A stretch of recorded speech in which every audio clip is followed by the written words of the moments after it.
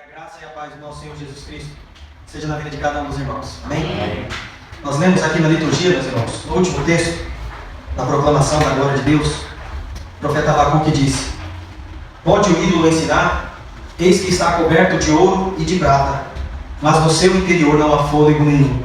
O Senhor, porém, está no seu santo templo, cale-se diante dele toda a terra. Ao contrário dos ídolos feitos por mãos humanas, o nosso Deus, Ele nos ensina, Ele fala conosco, Ele nos instrui. E Ele está no seu santo templo, como nós acabamos de ler nesta palavra do profeta Abacuque. Portanto, meus irmãos, ouçamos o que Deus tem a nos dizer essa manhã. Amém? Vamos abrir as nossas Bíblias? Na Epístola de Paulo aos Colossenses, dando continuidade à nossa série de meditações nessa carta, Colossenses capítulo 3, nós vamos ler do versículo 12 ao versículo 17. Colossenses 3, do 12 ao 17.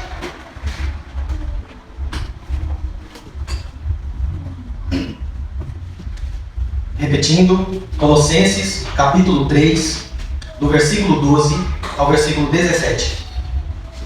Amém? Amém. Eu farei a leitura, peço que os irmãos olhem com bastante atenção o que a palavra de Deus nos diz.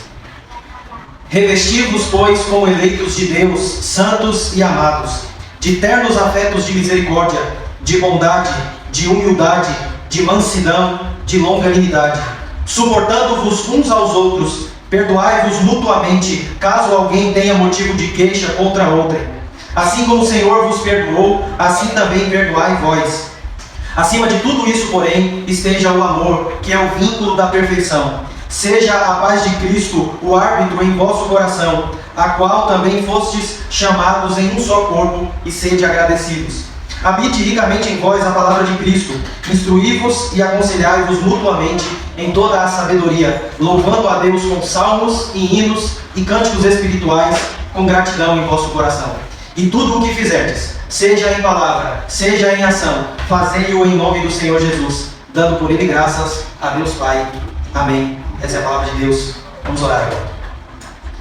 Ó Deus, nós lemos a Tua santa palavra, a Tua palavra, Deus, que é inspirada pelo Teu Santo Espírito, e oramos agora, ó Deus, para que este mesmo Espírito que inspirou o apóstolo Paulo a escrever essa carta, nos ilumine, ó Deus, para que nós possamos entender aquilo que o Senhor requer de nós, a Tua vontade revelada nesse texto. Ó Deus, e que não apenas seja conhecimento, não apenas, ó Deus, informações para a nossa mente, mas que isso molde, ó Deus, a forma como nós vivemos. Que as verdades aqui, ó Deus, expostas, possam ser aplicadas na nossa vida prática, de modo, ó Deus, que o nosso caminhar possa ser um caminhar que agrade ao Senhor. Que nós possamos testemunhar a nova vida que nós recebemos através do Teu Filho. Que o mundo veja, ó Deus, os frutos do Espírito em nós.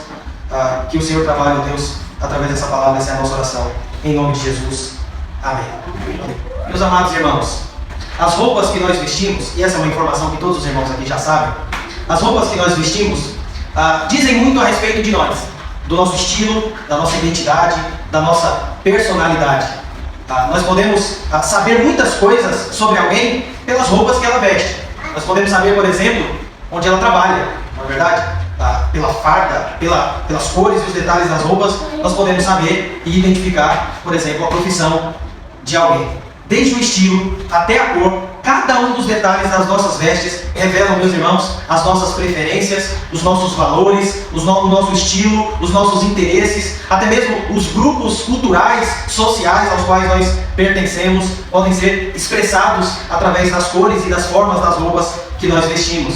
E parece que o apóstolo Paulo sabia muito bem disso. Tanto é, meus irmãos, que na passagem anterior, que nós meditamos na semana passada, especificamente os versículos 9 e 10, Paulo utilizou a figura da roupa para ilustrar a sua doutrina, os seus ensinamentos sobre as características de uma nova vida em Cristo. Nós vimos aqui, meus irmãos, que aqueles que foram ressuscitados com Cristo, eles devem se despir, se desvestir do velho homem, da velha natureza, das suas paixões, do pecado. Nós vimos isso na passagem anterior, naquela lista de pecados que nós devemos abandonar, que Paulo traz aí do versículo 5 ao versículo 9. E a nova criatura, aquele que ressuscitou com Cristo, ele deve se vestir do novo homem. É isso que Paulo diz aí no versículo 10. Se revestir do novo homem, que se refaz com pleno conhecimento, segundo a imagem daquele que nos criou. Se revestir do novo homem, de acordo com o que nós vimos e meditamos na semana passada, é buscar e pensar as coisas lá do alto, onde Cristo vive à direita de Deus. E nessa sessão, meus irmãos, Paulo continua utilizando essa analogia da roupa. Ele continua dizendo aqui aquilo que nós devemos vestir nesta nova sessão. Meus irmãos, aquela exortação do apóstolo Paulo, do versículo 1 e 2, onde Paulo diz que nós devemos buscar e pensar as coisas do alto, talvez possa ter soado como algo abstrato demais, difícil de entender. Talvez numa primeira leitura, lendo apenas a primeira parte dos versos 1 a 11, nós ainda ficamos nos perguntando o que são essas coisas do alto? O que é que Paulo requer de nós nesses versículos? Então, meus irmãos, Paulo começa a tratar agora mais de perto esse tema. Ele começa a ser mais específico e mais prático. E aqui ele traz uma lista com todas as virtudes que nós devemos cultivar. Nós que agora somos novas criaturas, nós devemos cultivar algumas virtudes, e Paulo faz uma relação delas aqui. E não apenas praticar, não apenas vivê-las. Usando a linguagem do texto aqui, nós devemos vesti-las. É isso que o apóstolo Paulo diz. Vestir como quem veste uma roupa. Nós devemos incorporar essas novas virtudes da nova vida em Cristo. E assim como as nossas roupas, as nossas vestes, comunicam ao mundo um pouco sobre quem nós somos, essas virtudes também devem comunicar quem nós nos tornamos, agora que nós fazemos parte do reino de Deus. Quem nós nos tornamos, agora que nós somos uma nova criatura. Meus irmãos, o crente, aquele que creu no Evangelho e foi batizado, que creu na obra do nosso Senhor Jesus Cristo, ele é uma nova criatura. Ele nasceu de novo. Ele foi trazido da morte para a vida. Isso está muito bem explicado na primeira metade da epístola. Paulo explicou isso de várias formas no capítulo 1 e no capítulo 2. Mas o cristão ele deve aprender a viver como tal. Porque, meus irmãos, mesmo sendo crentes, mesmo sendo cristãos, é possível que em alguns momentos da nossa vida, nós, por alguns motivos, nos desviamos da centralidade do Evangelho. Não foi isso que aconteceu com os colossenses? Eles eram crentes de verdade. Não há dúvidas quanto a isso. Paulo nos chama aí no versículo 12 de eleitos de Deus, santos, amados. Então eles eram crentes. Eles eram novas criaturas, mas estavam dando ouvido a heresias. Estavam buscando uma espécie de santificação com base no legalismo, em práticas judaicas ou práticas místicas.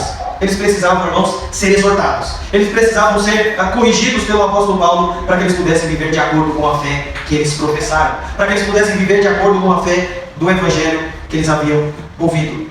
E assim como os crentes daquela igreja, assim como os colossenses no tempo do apóstolo Paulo, nós muitas vezes também nos desviamos da centralidade do Evangelho.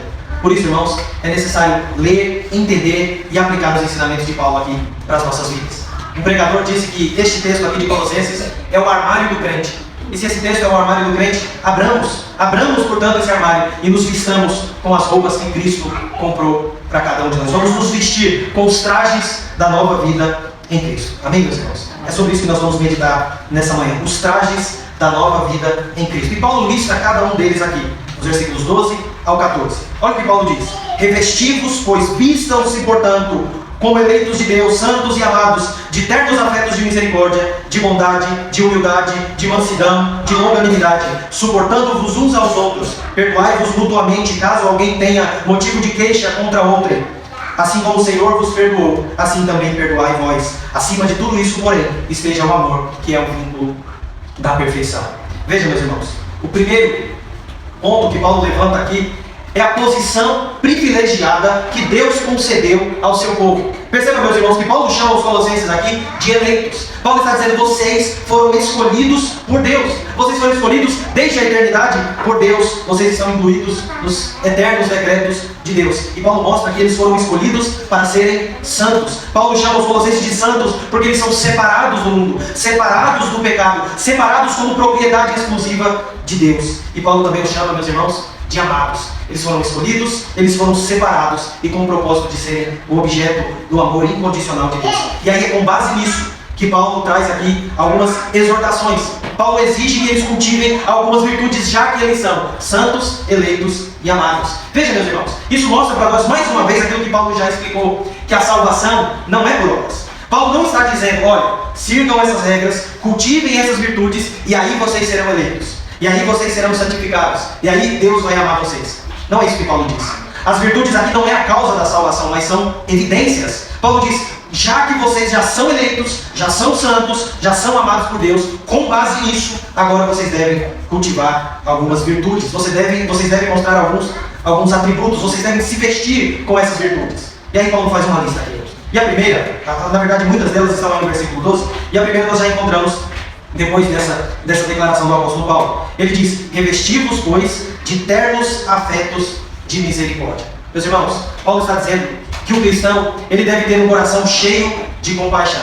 Essa frase, ternos afetos de misericórdia, significa entranhas compassivas, coração compassivo, coração misericordioso, indicando, meus irmãos, a importância de cultivar na vida cristã a compaixão, a simpatia.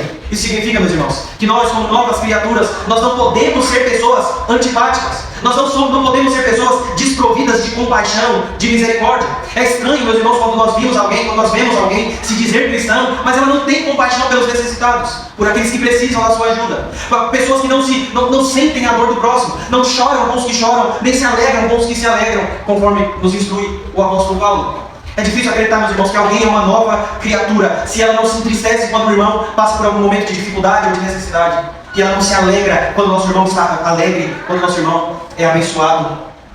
Essa é uma marca de alguém que foi eleito, de alguém que é santo, de alguém que foi amado por Deus. O seu coração, as suas entranhas, é um sentimento visceral. De dentro brota um sentimento de compaixão e de misericórdia. Meus irmãos, é inadmissível, é inaceitável saber muitas vezes que há entre nós, na igreja do Senhor, eu estou falando aqui de forma generalizada, na igreja do Senhor, às vezes, muitos irmãos passando por dificuldades, por necessidades, por tribulações terríveis, e muitas vezes nós somos totalmente indiferentes à situação dos nossos irmãos.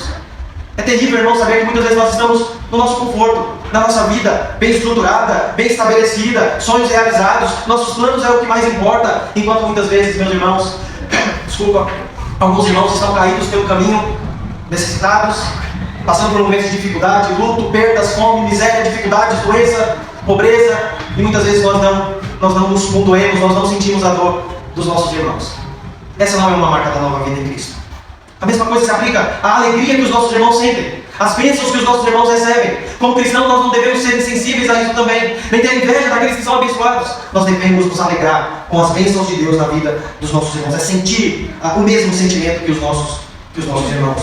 Nós devemos ter ternos afetos de misericórdia. Nós devemos cultivar essa prática. Essa é uma marca de alguém que foi ressuscitado com Cristo. E Paulo continua. E o segundo traje da nova vida em Cristo, de acordo com o apóstolo Paulo, meus irmãos, é a bondade.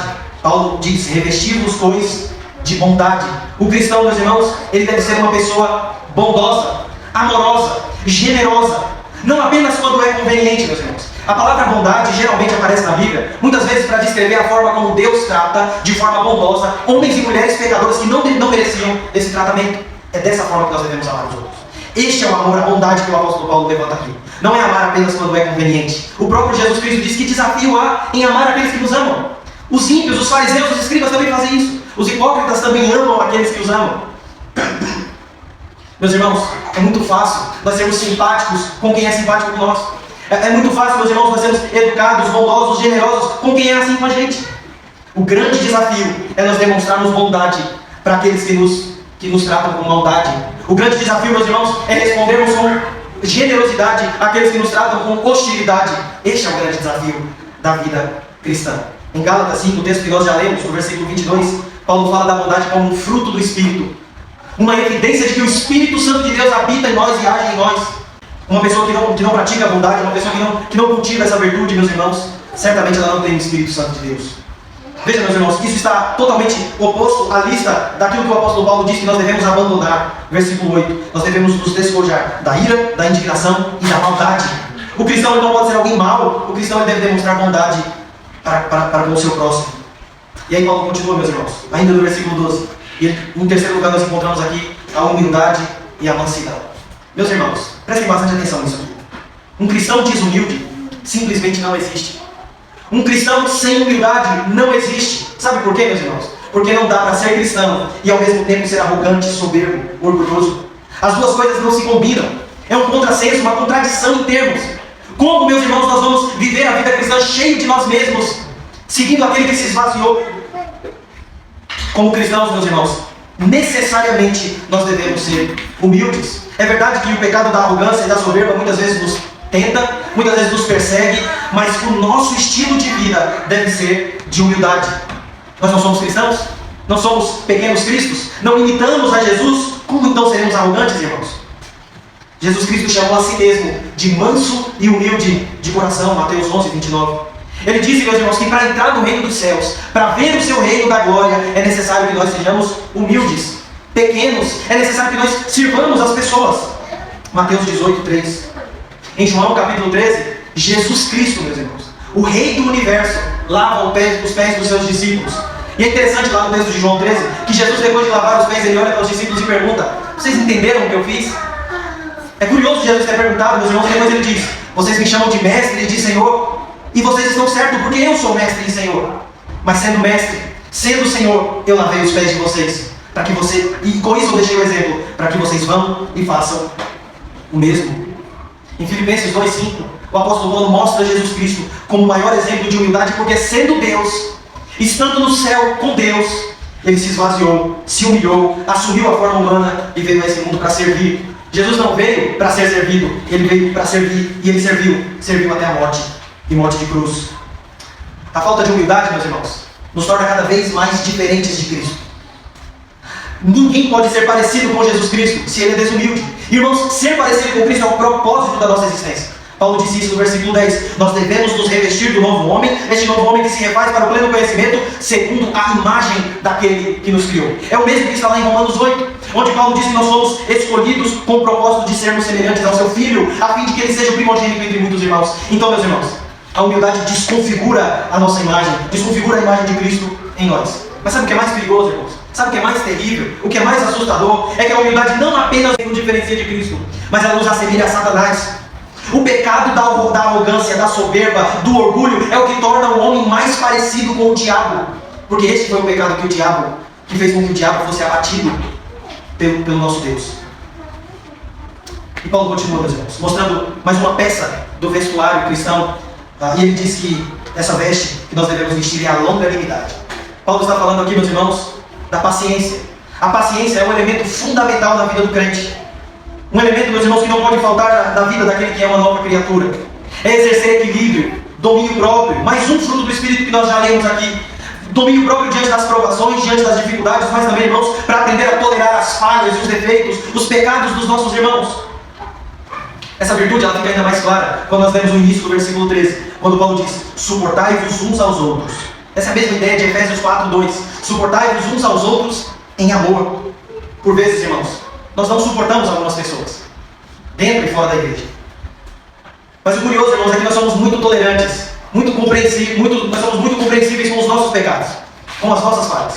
Os irmãos já perceberam como nós somos tolerantes, pacientes, calmos, quando se trata dos nossos pecados? Quando se trata dos pecados da nossa família? Quando se trata do pecado das pessoas que nós mais gostamos, que mais nós temos afinidade? Mas quando se trata de um estranho, quando se trata de alguém que não tem muita relação conosco, muita afinidade, quando se trata de alguém que a gente não vai muito com a cara, nós somos intolerantes. Nós queremos que essa pessoa seja destruída.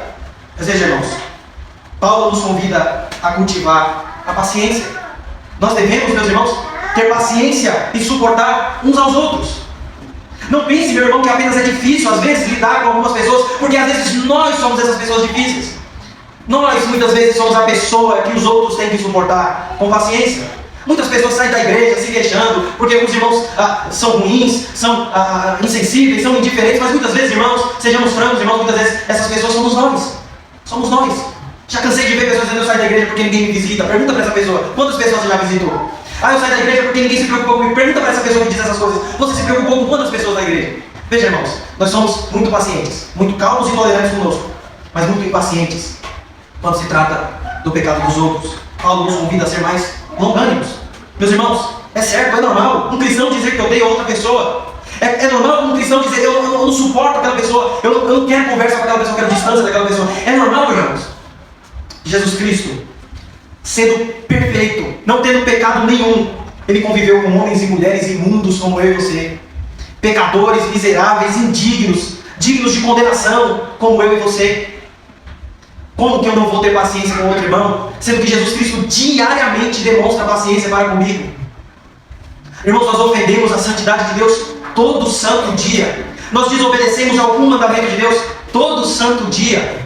E Ele tem paciência conosco. Isso, irmãos, tem tudo a ver com o que Paulo fala na sequência do versículo 3. Paulo demonstra aqui mais uma virtude. Ele diz: perdoai-vos mutuamente. Perdoai uns aos outros. Ou seja, perdoem e sejam perdoados. Liberem o perdão e também peçam perdão. Irmãos, isso não é novidade para ninguém aqui. Não é novidade para ninguém que o cristão deve estar sempre pronto a perdoar o pecado, a ofensa dos outros. E também deve estar sempre pronto a pedir perdão quando ele ofende os outros. Deixar de perdoar, irmãos, não é uma opção para nós. Deixar de perdoar não está disponível, não é uma opção para o crente. E a base do apóstolo Paulo aqui é fantástica. A base do seu argumento é: assim como o Senhor vos perdoou, assim também perdoai. Perdoai vós. Perdoai vocês também. Meus irmãos, muitas vezes nós convivemos na igreja, muitas vezes nós mesmos lidamos com essa dificuldade na nossa vida. Momentos em que nós ficamos guardando mágoas, guardando rancores de alguns irmãos, né, de algumas pessoas, seja irmãos da igreja ou não. Nós ficamos ressentindo. E é curioso, a palavra ressentir, meus irmãos, é sentir de novo. É você guardar algo ruim para lá na frente você aplicar aquilo em você mesmo. Os judeus dizem que não perdoar é como tomar um copo de veneno esperando que a pessoa que te magoou morra. Vai dar certo isso? E aí Paulo arremata todo esse seu pensamento, esse seu raciocínio, dizendo no versículo 14: acima de tudo, ou antes de tudo isso, porém, esteja o amor, que é o vínculo da paz. A maneira como Paulo escreve esse versículo aqui, meus irmãos, mostra que o amor é a veste que cobre todas as outras vestes. O amor é a capa principal, a vestimenta principal que une, que ajusta todas as outras virtudes. O apóstolo Paulo dá uma ênfase aqui ao amor, assim como ele faz em Efésios capítulo 4. O amor desprendido, o amor sacrificial, que visa o benefício do próximo e não aquilo que é pessoal, é descrito aqui, meus irmãos, como a principal virtude. O amor é o vínculo da perfeição, é o elo, é o vínculo, aquilo que nos une. O amor é a cola que une os membros de Cristo em harmonia, em sintonia com o cabeça, que é Cristo, o cabeça do corpo, que é Cristo. Meus irmãos, Jesus Cristo, ele exemplificou todas essas virtudes aqui na sua vida. Jesus Cristo era alguém cheio de misericórdia. Jesus Cristo era alguém cheio de bondade. Jesus Cristo era cheio de humildade. Jesus Cristo era manso, ele era paciente, ele suportou várias pessoas insuportáveis. Ele perdoou aqueles que lhe ofenderam. Ele absolveu algumas pessoas, muitas pessoas, dos seus pecados. E nós devemos, irmãos, seguir o exemplo de Jesus. Paulo não está trazendo nada novo aqui. Cultivar essas virtudes é nada mais, nada menos que imitar a Jesus. Irmãos, eu quero que vocês prestem atenção numa coisa aqui. Crie na sua mente dois perfis, duas pessoas hipotéticas, tá certo? Não pense em ninguém específico, apenas dois perfis. No primeiro, eu quero que você pense numa pessoa irada, uma pessoa que fala tudo o que vem à sua mente, uma pessoa ignorante, chata, arrogante, soberba, uma pessoa prepotente, uma pessoa que se sente autossuficiente. Pense nesse perfil. E agora, no segundo perfil, pense numa pessoa calma, tranquila, uma pessoa paciente, que sofre a pena, que ajuda os outros, que muitas vezes é maltratado, ultrajado. Pense nessas duas pessoas. Irmãos, vocês já perceberam como muitas vezes nós tendemos a admirar o primeiro perfil?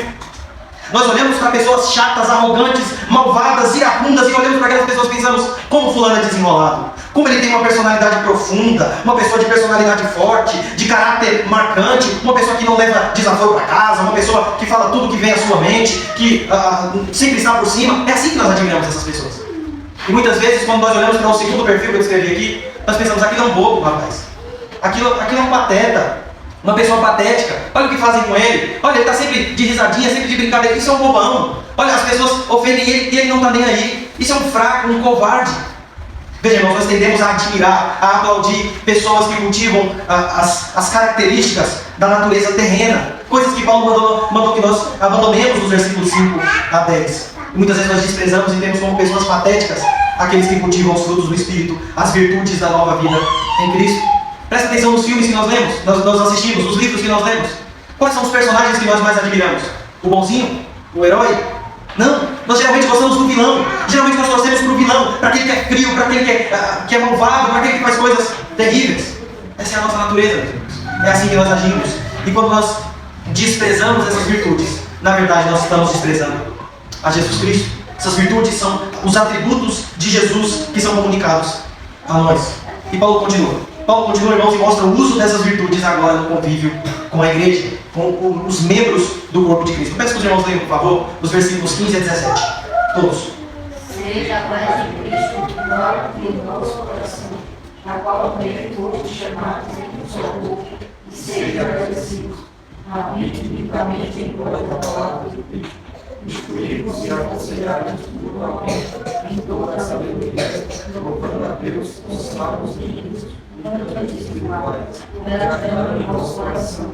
E tudo o que fizerdes, seja em palavra, seja em ação, fazei em nome do Senhor Jesus, dando por ele graças a Deus Pai. Amém. Meus irmãos, essas virtudes que o apóstolo Paulo listou devem fazer parte da nossa vida o tempo todo, em qualquer lugar, no trato com qualquer pessoa. Você deve cultivar essas virtudes em todo o ambiente que você tiver. Mas Paulo dá um destaque especial para a igreja aqui. É claro que nós devemos, como eu já disse, cultivar essas virtudes em toda e qualquer situação, mas na igreja ainda mais. Entre irmãos, na família da fé, é ainda mais importante que o amor reine, que o amor, irmãos, seja testemunhado pelo mundo. E Paulo, irmãos, com base nisso, com base no fato de que essas virtudes devem habitar, devem prevalecer na igreja, ele traz aqui 3 exortações, uma em cada versículo. Paulo diz no versículo 15: seja a paz de Cristo o árbitro em vossos corações. Meus irmãos, Paulo não era criança, Paulo não era ingênuo. Paulo sabia que o que mais tem na igreja muitas vezes é briga, é contendas, é desentendimentos. Paulo tratou disso em várias outras igrejas. Se nós lermos, por exemplo, Coríntios, Filipenses, Filemão, nós vamos ver Paulo tratando de reconciliação, de unir 2 irmãos ou mais que muitas vezes estavam em discórdia, em contenda. Paulo encoraja que eles perdoem uns aos outros, que eles demonstrem essas virtudes que ele acabou de destacar. E Paulo exortou os colossenses irmãos para que eles deixassem que a paz de Cristo decidisse tudo no meio deles. Paulo diz que a paz de Cristo seja o árbitro, o juiz, seja aquele que determine o resultado das relações entre os membros da igreja. A paz de Cristo deve governar a igreja. A paz de Cristo, meus irmãos, ela não se manifesta de forma espontânea. Ela não se manifesta sozinha. Nós devemos nos esforçar, um esforço deliberado, ativo, para que nós possamos viver em comunhão. É claro que a união não é promovida por nós, é promovida pelo próprio Espírito de Deus. Mas como diz em Efésios 4:3, nós devemos agir de forma diligente. Nós devemos nos esforçar com responsabilidade, com esforço, para preservar essa união. A união não é causada por nós, mas ela é preservada, mantida por nós. Paulo diz que eles deveriam fazer isso porque eles foram chamados a fazer parte do corpo de Cristo. Paulo diz: a qual também fostes chamados em um só corpo, e sede agradecidos. Sabe por que eu tenho que suportar você, meu irmão? Porque Deus me convocou a conviver com você. Sabe por que você deve me suportar, amado irmão? Não é porque eu sou uma pessoa maravilhosa, é porque Deus colocou eu e você no mesmo corpo. Veja, tem a ver com a vontade de Deus e não com a nossa, porque se fosse depender da nossa, nós já teríamos abandonado há muito tempo. É o que Paulo disse a Filemão. Paulo disse: olha, Filemão, eu acredito que Onésimo foi afastado de você para ser devolvido como um irmão, para sempre. Porque a relação que você tinha com ele era temporária, mas agora, como um irmão caríssimo, você conviverá com ele para sempre.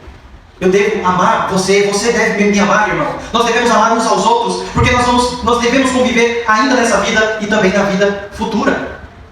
Esse irmão que está do seu lado, Deus colocou ele para conviver com você não apenas nessa vida, mas durante toda a eternidade. Paulo continua e a segunda exortação dele é: habite ricamente em vós a palavra de Cristo. Se a paz vem de Cristo, a palavra também vem dele. Paulo exige que os colossenses deixassem que a palavra de Deus tenha plena liberdade na congregação, porque ela é o cerne da comunidade cristã. E como isso acontece? Como que a palavra de Deus habita no meio do povo de Deus? Paulo mostra aqui algumas práticas que encorajam a liberdade da palavra de Deus no seio da igreja. Paulo diz que nós devemos ensinar e admoestar os outros com sabedoria, nós devemos cantar salmos, hinos e cânticos espirituais, e nós devemos ter um coração grato. Nós devemos pregar a palavra, nós devemos aconselhar com base na palavra, nós devemos corrigir, exortar com base na palavra, nós devemos cantar a palavra. E assim, meus irmãos, e assim nós podemos viver em gratidão na presença de Deus, vivendo em comunhão com os nossos irmãos. Por último, meus irmãos, versículo 17, Paulo traz aqui um dos versículos mais belos dessa epístola. Paulo mostra aqui, irmãos, um resumo de tudo aquilo que ele falou. Tudo o que Paulo disse aponta para o versículo 17 que diz: e tudo o que fizerdes, seja em palavra, seja em ação, fazei-o em nome do Senhor Jesus. Este é o centro da vida cristã. É viver para a glória de Jesus. É falar e agir de uma forma que redunde em glória a Jesus Cristo. É o mesmo que Paulo ensina em 1 Coríntios 10, 31. Fazer tudo para a glória de Deus. Amados, nós devemos nos perguntar. Eu devo perguntar para mim mesmo, você deve perguntar para você mesmo. Será que nós estamos de fato revestidos com essas virtudes? Será que nós estamos trajados com essas virtudes da nova vida em Cristo? Nós temos, irmãos, demonstrado compaixão aos necessitados. Nós temos tido a paciência devida com os pecados, as falhas dos nossos irmãos. Não estou falando aqui sobre ser negligente. Não estou falando sobre fazer vista grossa. Nós devemos exortar os nossos irmãos. Nós devemos corrigi-los. Nós devemos ajudar uns aos outros, mostrar aos nossos irmãos quando eles estão andando por um caminho tortuoso. Nós devemos fazer isso. Mas nós devemos falar a verdade em amor. Nós devemos ter amor pelos nossos irmãos. Será que nós temos perdoado, irmãos, como nós deveríamos perdoar? Será que você, em algum momento, faça um autoexame? Será que você não está guardando mágoas, rancores de alguém? Essa não é uma marca de que você é uma pessoa decidida, empoderada, uma pessoa de personalidade forte. Não, isso só mostra que nós estamos agindo conforme a natureza carnal. Isso só é algo que nós devemos abandonar, irmãos. O que Paulo diz nessa passagem nos confronta, é verdade. Bate de frente com aquilo que nós queremos de fato fazer. Porque ele nos mostra, irmãos, um padrão aqui, não baseado na minha vida, não baseado na vida de alguém que você olha e diga assim, nossa, como fulano é santo. O padrão aqui é mais alto, irmãos. O padrão aqui é o nosso Senhor Jesus Cristo. E com as nossas próprias forças, é claro, nenhum de nós aqui conseguiremos nos revestir com essas virtudes. Mas a palavra de Deus, irmãos, nos lembra que nós somos eleitos, que nós somos santos, que nós somos amados. Por causa da eleição, por causa da escolha soberana de Deus, nós podemos nos vestir com essas virtudes. Pelo fato, irmãos, de nós termos sido separados deste mundo, nós podemos viver essas virtudes. Pelo fato, meus irmãos, de que Cristo nos amou, nós podemos viver, cultivar essas virtudes em nossa vida diária, principalmente no convívio com o povo de Deus. Que a nossa vida, meus irmãos, bem como a nossa vida pessoal, bem como a nossa vida em comunidade, possa ser um reflexo da vida do nosso Senhor Jesus Cristo. Nós possamos viver para a glória de Cristo. Amém. Vamos orar?